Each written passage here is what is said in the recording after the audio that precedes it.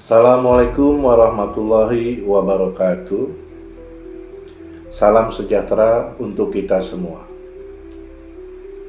Sejak 13 Mei 1998, rakyat meminta agar Presiden Soeharto mengundurkan diri. Tanggal 14 Mei 1998, terjadi kerusuhan di Jakarta dan di Surakarta. Tanggal 15 Mei 1998, Presiden Soeharto pulang dari mengikuti KTT G15 di Kairo, Mesir. Tanggal 18 Mei, para mahasiswa menduduki gedung MPR DPR dan pada saat itu Ketua DPR MPR mengeluarkan pernyataan agar Presiden Soeharto mengundurkan diri. Hal ini jelas berpengaruh terhadap nilai tukar rupiah yang merosot sampai 15.000 per dolar. Dari realita di atas, akhirnya 21 Mei 1998, Presiden Soeharto menyerahkan kekuasaan kepada B.J. Habibie yang membuka peluang suksesi kepemimpinan nasional kepada B.J. Habibie. Kemudian tujuan reformasi adalah terciptanya kehidupan dalam bidang politik, ekonomi, hukum, dan sosial yang lebih baik dari masa sebelumnya. Pertama, tujuannya adalah reformasi politik bertujuan tercapainya demokratisasi.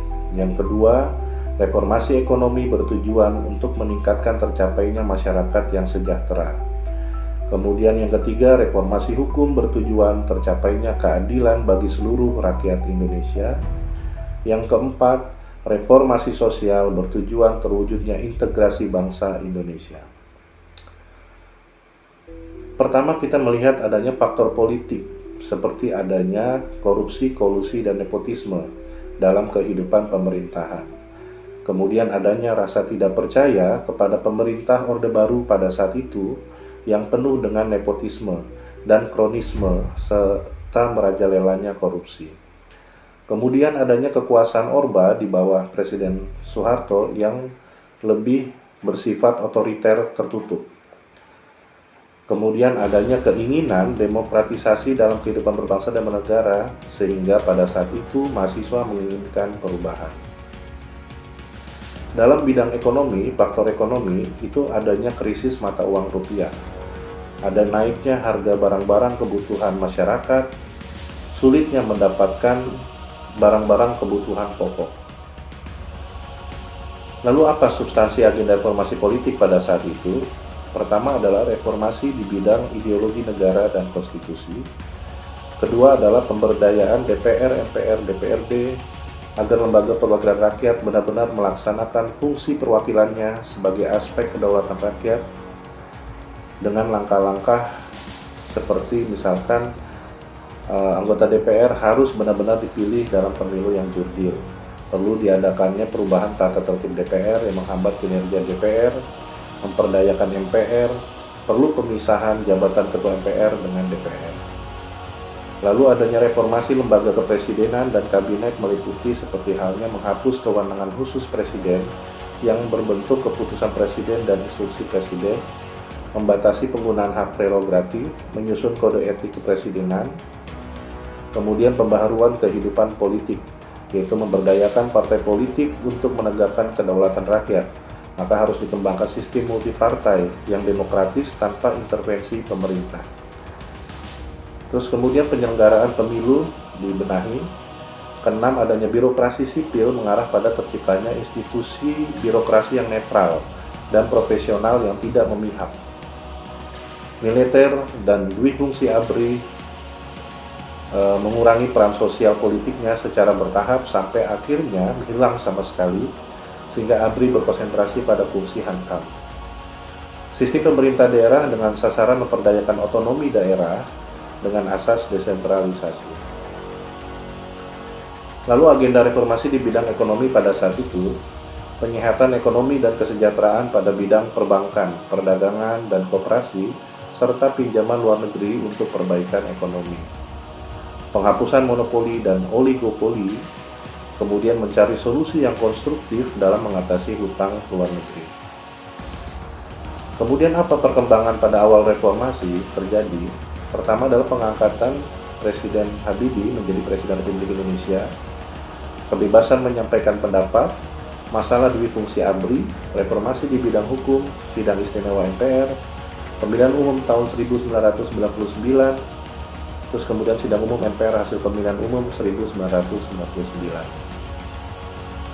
Pengangkatan Habibie keberadaan Indonesia sangat parah, baik dari segi ekonomi, politik, sosial, dan budaya.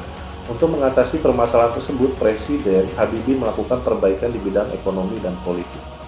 Bidang politik yaitu pelaksanaan politik Indonesia dalam kondisi yang transparan, merencanakan pemilu yang luber dan jurdil, mencabut larangan berdirinya serikat-serikat buruh independen, membebaskan narapidana politik yang ditahan pada zaman Presiden Soeharto. Dengan adanya reformasi yang telah dicanangkan, perubahan mulai tampak di bidang politik, biarpun undang-undang di bidang politik belum disahkan. Namun, partai-partai politik baru sudah mulai bermunculan. Hal ini sebagai tindakan antisipasi bila pemilu yang diselenggarakan memakai sistem multipartai sampai pada bulan Agustus 1998. Peran ABRI semakin banyak mendapat sorotan, terutama peran sosial politik dalam rangka dui fungsi ABRI, netralitas politik dan pelanggaran. Pemilu tahun 1999 akan diikuti oleh 48 partai yang telah memenuhi persyaratan. Biarpun partai politik yang terdaftar mencapai 100 partai lebih, dari hasil pemilu ada 5 partai yang mendapat suara terbanyak, yaitu PDIP, Golkar, PKB, P3, dan PAN. Pemilu tahun 1999 telah terlaksana, dampak positifnya yaitu nilai tukar rupiah terhadap dolar Amerika Serikat semakin menguat. Bahkan sempat mencapai nilai di bawah Rp7.000 per dolar Amerika Serikat.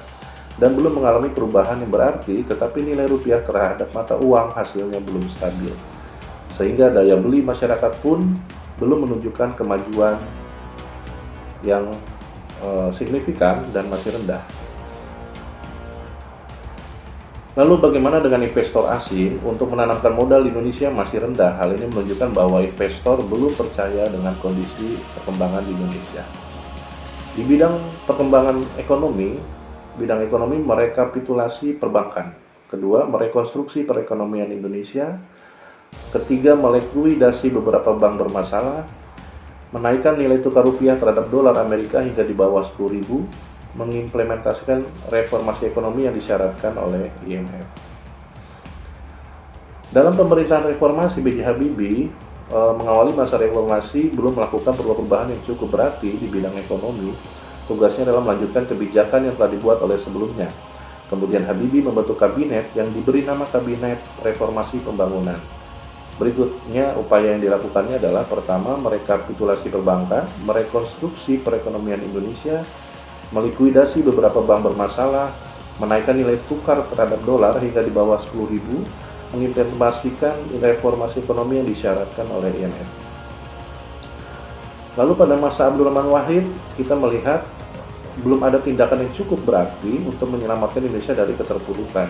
Kepemimpinan Abdurrahman Wahid berakhir karena pemerintahannya menghadapi masalah-masalah kontroversial. Kalau pada masa Megawati mengalami masalah yang mendesak yang harus diselesaikan, yaitu pemulihan ekonomi dan penegakan hukum.